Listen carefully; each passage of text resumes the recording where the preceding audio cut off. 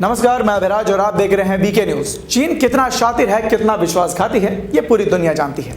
आज तक चीन ने जिस किसी के सामने दोस्ती का हाथ बढ़ाया, उसी के पीठ पे छुरा घोंपा है।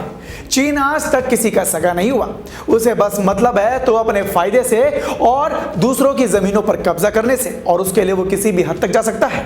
विस्तारवादी नीति के तहत काम करने वाला चीन बस अपनी गिद्ध की नजर दूसरे देशों की जमीन पर बनाए रखता है, फिर धीरे धीरे दोस्ती का हाथ बढ़ाता है और फिर उनकी जमीनों पर कब्जा कर लेता है। फिर चाहे पाकिस्तान की बात हो या फिर किसी और कमजोर देश की, जो इन दिनों ड्रैगन के रहमो करम पर पड़ रहा है। ठीक है, ऐसी ही जरूरत चीन ने भारत के साथ भी करने की कोशिश की थी, जिसमें लद्दाख के जरिए वो भारत की जमीन पर कब्जा करना चाहता था। लेकिन भारत के वीर शेरों ने उसे खदेड़ भगाया और उसके उस नापाक मंसूबे को हमेशा के लिए नाकाम कर दिया। इस बीच अब चीन की नजर एक और देश पर पड़ गई है। जी हां, पाकिस्तान के बाद श्रीलंका भी अब चीन के कर्ज के जाल में पूरी तरह से फंस चुका है।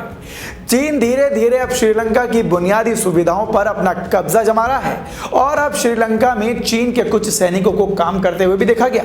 ये सैनिक सेना की वर्दी में हम्बनटोटा के एक तालाब में जमा हुआ मलबा निकाल रहे थे। ताजा रिपोर्ट्स के मुताबिक हम्बनटोटा के एक प्राचीन तालाब में हाल ही में चीन के कुछ लोगों को मलबा हटाते हुए देखा गया, और इन सब ने जो वर्दी पहनी हुई थी वो लगभग चीन की सेना की वर्दी सी लग रही थी। और आपको बता दें कि श्रीलंका के कानून के मुताबिक सेना में काम ना करने वाले लोगों को वर्दी पहनने पर प्रतिबंध लगाया हुआ है। यहां तक कि ऐसा करने पर उन्हें सजा भी दी जा सकती है और उनको गिरफ्तार कर कड़ा दंड दिया जाता है। लेकिन यहां जो दिखा वो तो कुछ और ही बयां कर रहा है। इस खुलासे के बाद एक बार फिर से श्रीलंका में चीन की दखलंदाजी की पोल खुल गई है। हाल ही में चीन ने कोलंबो पोर्ट पर सिटी पर प्रोजेक्ट के लिए 99 सालों के लिए वहां पर कब्जा जमा लिया है। मलबा निकालते देखे गए चीनी जवानों को वर्दी में होना श्रीलंका कानून के खिलाफ है। हालांकि आदतन श्रीलंका में मौजूद चीनी दूतावास ने इन सभी आरोपों को खारिज किया है और कहा है कि इस तरह के कपड़े पहनना आम बात है। ठीक ऐसे ही पाकिस्तान में भी चीन ने चाइना पाकिस्तान इकोनॉमिक कॉरिडोर की निगरानी के लिए कई सैन्य कंपनियां तैनात की हुई हैं। ट्रू सिलोन की रिपोर्ट के मुताबिक अगर चीन अपने सैनिकों को आम नागरिकों की तरह हम्बनटोटा की निगरानी के लिए तैनात करता है तो श्रीलंका के लिए हैरान करने वाली बात नहीं होनी चाहिए। हालांकि श्रीलंका की विपक्षी पार्टियों ने चीनी सैन्य वर्दी में मौजूद विदेशियों को लेकर सवाल खड़े कर दिए हैं। ऐसे कई सबूत हैं जिससे साबित होता है कि लोगों ने जो वर्दी पहनी हुई है वो चीनी सेना की थी। इतना ही नहीं, मलबा खोदने का काम श्रीलंका के पुरातत्व विभाग से मंजूरी लिए बिना ही किया गया। जैसे ही इसका फुटेज वायरल हुआ, वहां पर काम को रोकना पड़ा। वहीं श्रीलंका के सांसद और फील्ड मार्शल की उपाधि से नवाजे गए शरद फोंसेका ने इस पर नाराजगी जताते हुए कहा है कि चीन की सेना के जवान और अधिकारी देश के भीतर घुसकर काम कर रहे हैं और वो भी बिना अनुमति के। श्रीलंका की सरकार ने कुछ दिनों पहले ही कोलंबो पोर्ट सिटी प्रोजेक्ट पर चीन के साथ समझौता किया था। चीन को कोलंबो पोर्ट सिटी तैयार करने का जिम्मा मिला है और वो भी 99 सालों तक, जो कि यूं ही चलता रहेगा। और कहीं ना कहीं इसमें यह भी डर जताया जा रहा है कि बीजिंग के ही पास रहेगा, तो ऐसे में इससे श्रीलंका को कितना नुकसान हो सकता है। इस सिटी में चीन की इजाजत से ही लोग आ जा सकेंगे।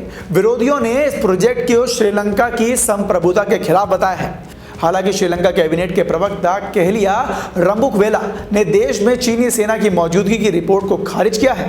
उन्होंने दावा किया है कि 29 जून को चीनी वर्करों ने जो यूनिफॉर्म पहनी थी वो लोकल वर्कशॉप में काम करने वाले श्रीलंकाई वर्करों की वर्दी जैसी थी।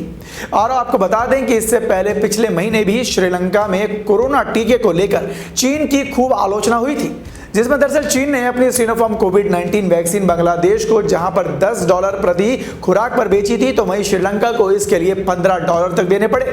इसके बाद श्रीलंका के स्थानीय नेताओं ने इसका विरोध किया था। श्रीलंका के हाई प्रोफाइल प्रोजेक्ट्स पर चीन के बढ़ते नियंत्रण से एक बार फिर से यह डर बढ़ गया है कि यह देश बीजिंग का उपनिवेश बनकर ना रह जाए। कहीं ना कहीं अगर ऐसा होता है तो इसका असर भारत पर भी पड़ सकता है, क्योंकि फिर चीन भारतीय समुद्री क्षेत्रों में भी घुसपैठ करने की कोशिश करेगा और उससे भारत की सीमा सुरक्षा को नुकसान पहुंच सकता है। खैर, अब देखना होगा कि इस मामले में और क्या निकलकर सामने आता है और कितने बड़े बड़े खुलासे होते हैं। बाकी खबर पर अपनी राय हमें जरूर बताएं और देखते रहें बीके न्यूज। धन्यवाद।